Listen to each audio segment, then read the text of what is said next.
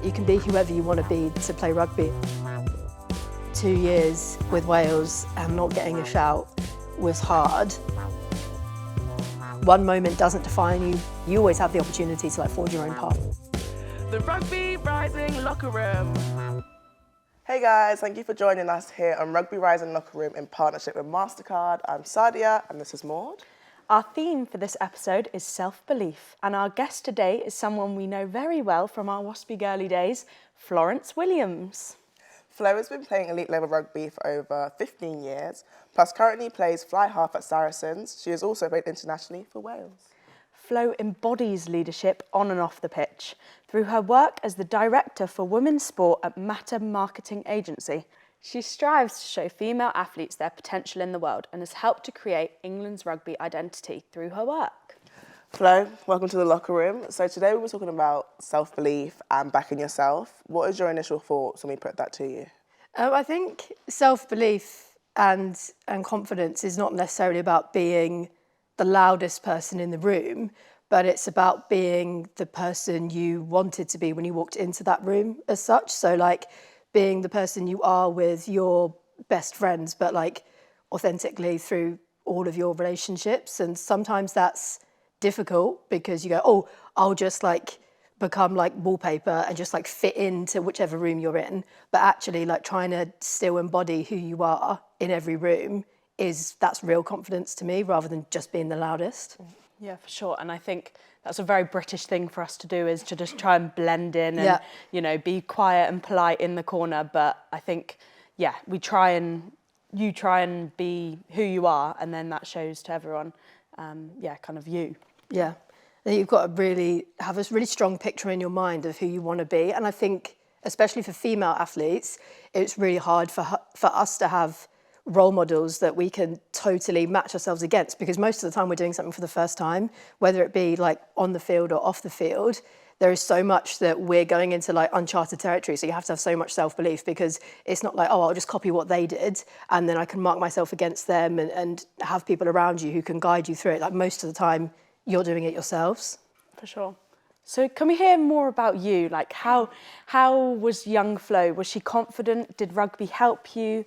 And kind of, did self-belief, do you think, help your rugby career and your career in work? I think they both come hand in hand, and that's something that I want as many female athletes to understand as much as possible, that you don't just do sport for exercise or to get caps or win games or be an elite athlete, but the transferable skills that sport brings has helped me in my career endlessly, and also my career has helped my sport because it gives me a purpose that, if say training didn't go well one day, the next day I can get my head straight into work. And I suppose that's when you try and make the best of a bad situation of being a dual career athlete, which is having to have full-time work alongside rugby, it's the positive outcome that is having balance, that there is always an opportunity to have success in your day, whether it's through sport or through your career. And when I was younger, I think my parents allowed me to be whoever I wanted to be, and unfortunately there's a lot of photos that proves that quite drastically, which I know, Maud, you can definitely align with. Me and Flo looked the same as kids.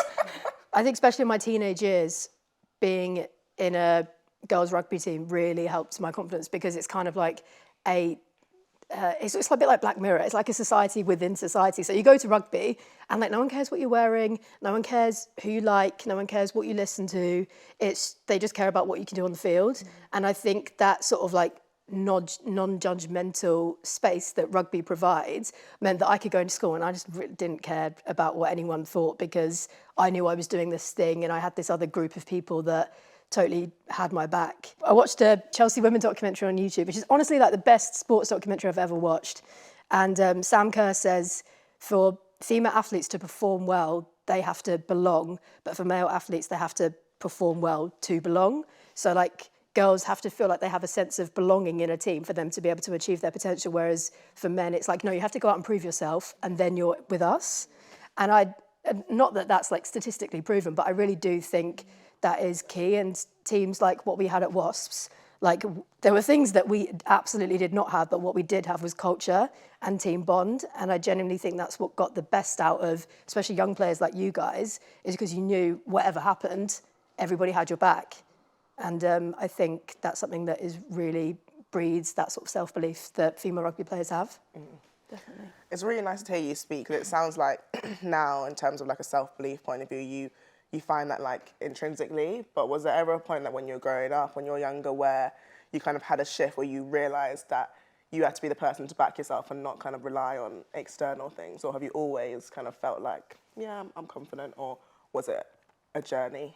I definitely wouldn't have described myself as confident. And actually it was probably, I could go to rugby and quite happily, obviously at 10, you call a lot of plays, you talk in front of a group of people. If I went into school the next day and they said, oh, you've got to present in front of a room, I'd be like, nah, I'd be faking vomiting, like I'd be passing out, I'd be Gillian McKeith straight in the middle of that room, like I'd be gone. But there was just one day I was like, how can I speak to a group of people when we're in a changing room or on the field? And then the next day you put me in a classroom or a university lecture hall or even now like a boardroom in my job that I do today, and suddenly I can't speak. It's just speaking to a group of people. There's no difference to it. The thing that I started doing was just volunteering to speak in front of a group, and I got a job at a media agency in London, my first advertising job in London when I was, I think, 22. And at the start of every like Monday meeting, somebody had to present to the whole room. And I said, you know what, yeah, I'll do that every week. So I'd be absolutely terrified, like every Monday morning. And after like the 5th or 6th time, I didn't really mind it. Now I speak on stage with a microphone. I'm quite happy to address like 100 people in a room. Rugby certainly helped me get to that stage. Yeah, and I would put you in front of anyone and let you talk, because I listen to whatever you say. For better or worse. For better or worse, yeah, exactly. On the other hand. So we've obviously talked about self-belief, confidence, and I feel like you have definitely grown as you've gotten older with that self-belief. But have you dealt with any setbacks or failures of your goals, and how did you kind of pick yourself back up? So that job that I talked about when I first moved to London, I was like, right, this is it, I've got my big break. And then suddenly I realised pretty quickly, working in that industry and trying to play Premiership rugby at Wasps at the time was not conducive to a healthy lifestyle, and it was really, really hard. I think you have to have those moments of like, well, this isn't great, and I would love to not be here, in order to really find what you want to be, because like you have to have a little bit of desperation in order for you to promote change in yourself. And that pushed me to create something called the Perception Agency. And I remember telling my dad about it, and he was like, I just don't get it, sorry. Like, you're going to start an independent marketing agency trying to change the perception of women's sport and play rugby. Like, who are you going to be your clients? And I was like, I will work that out another day. And at least it was a passion and something I really cared about that I wouldn't mind dedicating my time to outside of rugby. So I started that, went independent, and sort of like 2 years later was like named by the Telegraph as one of the real sports personalities of 2020. Flex, Woo! I know. That was when I suddenly was like, you know what? That decision I made a couple of years ago to do something that absolutely did not really make sense at the time suddenly paid off. Yeah, that was incredible. I remember those hard days for you, definitely struggling a bit. But yeah, very brave decision, and definitely one you're glad you did, I'm sure. Yeah, I think a lot of people search for security and a plan, but honestly, like the scariest thing to me is knowing exactly where you're going to be in a year's time. It's good to hear that you're obviously continually smashing it off the pitch, and with your new role at Matter, if you could kind of talk to us a bit about that. Ironically, I actually applied for a job at Matter, I think in 2019, quite a junior role, and I got down to the final 2 and I didn't get it, and I was like, oh my God, that was my dream, like, and that kind of pushed me to then have my like, oh, what am I going to do moment and start the Perception Agency. And then 3 years later, they approached me and said, actually, we would love for you to come and work for us, but do what you're doing, but do it for us. And then I came in as Women's Sports Lead and now Director of Women's Sport at a creative agency that works on global campaigns, and I get to affect women's sport in a much broader way. They've done great stuff over the last nearly 10 years or so, and they wanted to just take that to the next level. So cool.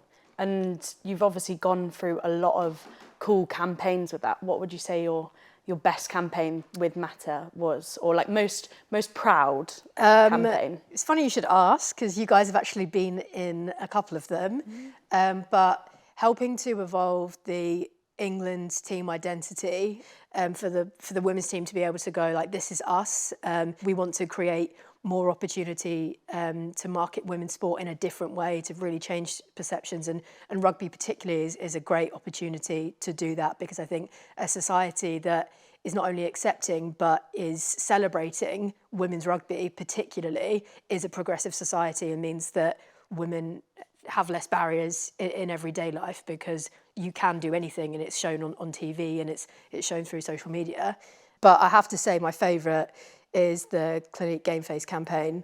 Clinique ambassador. And we've got an ambassador on the sofa here today. But I think when I was working on Perception Agency, I always had this idea that you could get a beauty partner in, and someone could like fill up what looks like a makeup bag, and it's actually goes into a rugby kit bag, to try and dispel that perception that to play rugby you have to be really masculine, you obviously don't care about what you look like, you have a certain body type, and it's absolutely not that. You can be whoever you want to be to play rugby. And having a brand like Clinique come in and say, yeah, we're going to back these girls, and we're going to do it at the top level, and we're going to do it at the grassroots level, I think it does great things for their brand, but it does even more amazing things for rugby. So I'm so proud of that, and would love to see more beauty brands come in and show up for girls in that space. Mm-hmm. Definitely. And kind of when you think about confidence, is there a particular person that you think is absolutely nailing it at the moment, or in your life that you looked up to in women's sport? One person I would say that you guys will hopefully agree with is Kate Alder. I often, even now, say in my head, what would Kate Alder do? Yeah. For any of viewers that don't know, Kate Alder was Waspy Girly captain. Yeah. And she was incredible. Somebody who could turn any frosty, horrible, runny-nosed Monday night session into like the funnest hour of your week is a level of self-belief, confidence. I don't know what it is, but like every team needs a Kate Alder. Like I just cannot explain how much she carried a team of people who probably needed a lift a lot of the time. Yeah. One of the best captains I've definitely played under, for sure. Yeah, well, how about you guys? Like, you were so young coming into that team, and you had someone like Kate. What did you feel about her? I just was in awe, I think. I think in under 18s that everyone kind of is the captain for a little time, aren't they? But pass it around. Yeah, pass the baton. Whose turn is it now? Yeah, but I think she was the first person that really captivated me in those huddles, and I was like, wow, I will actually do anything you say, to be honest. Yeah. Yeah, no, especially that was my first like proper season in a Prem team. And I remember specifically there was one game against Saris that we won, and it was a really tight game, and I felt like I was just paying like absolute poo-poo basically. And Kate Alder would just always come up to me and say little things that she knew I needed. It wasn't like a shout on the pitch or like the small part in the back, it was things she knew that I needed without even having to say anything. She knew me, even though I'd only just basically joined the club. And she was someone, who, amazing captain, but definitely had a big impact, being there. She definitely knew everyone what they needed, like what every individual needed, whether it was, you that needed a little tap on the bum, maybe not on the bum, tap on, maybe on the bum. maybe on. Depends how bad the game was. Yeah. Or someone else that actually needed to be told, no, you need to do this. Like she just knew, and she was incredible. Continues to be an incredible woman. Yeah, for sure.